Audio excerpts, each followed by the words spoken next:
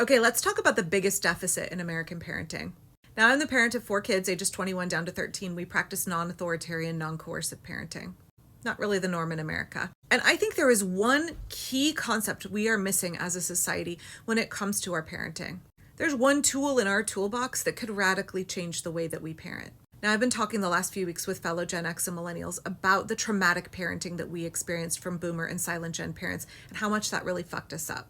And I'm doing that because I think it's so important for us to learn to heal and break the cycle so that we don't turn around and traumatize our kids with the same kind of bad parenting we experienced. And one big deficit I think boomer parents had was that they did not understand child development. And I've heard the same sentiment from a lot of you. They attributed adult brain motives to children. They thought that crying babies were trying to manipulate their parents. They would tell us, you know what you did, when we had no flipping clue. They would assign adult motivations to childlike behavior, and how this manifests in a lot of hypervigilance and hyper-individualism on our part, how much anxiety that produced in a whole generation of kids. And I know for me, when I became a parent, I didn't really know that much about child development, despite having a minor in education.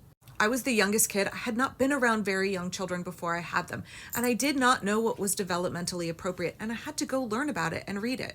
There were those books written, I think in the 80s, like your 1-year-old, your 2-year-old, your 3-year-old, all the way up to, I think, age 12.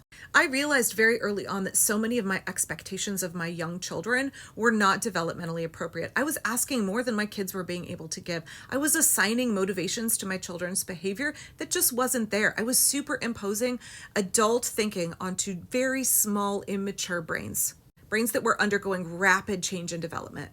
Bodies that were changing every single day, needs that were changing by the hour.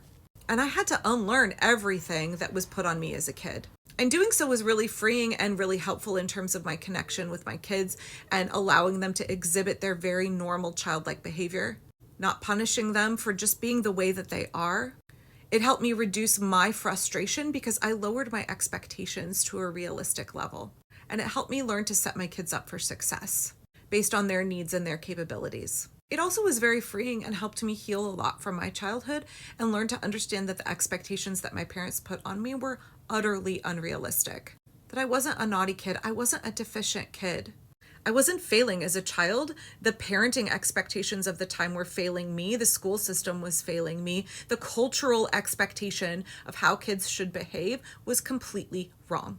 Now, I think part of this is evangelical expectations of naughtiness, obedience, and how we view kids in general in America. But part of it, I think, is also the school system where kids are in an age-stratified classroom environment. They're not exposed to the very normal behavior of kids younger and older than them, and they get a very skewed view of what is realistic for kids. Same with adults. Most adults don't actually interact with children very much until they have kids of their own. This severe age stratification in society means that we have lost our conceptualization of how kids behave. And I think if we could recapture a good understanding of child development, what kids are capable of at different ages, how they go through periods of equilibrium and disequilibrium, they're constantly growing and changing. We could set our kids up for success much better and remove a lot of our frustration as parents.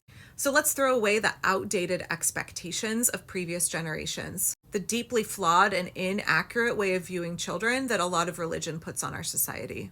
Let's learn how kids' brains actually work, how they actually think, and how we can truly meet their needs. It absolutely reforms the way that we parent. Learning about child development is harm reduction. It helps us support our kids how they deserve to be supported, and it helps us be more successful parents.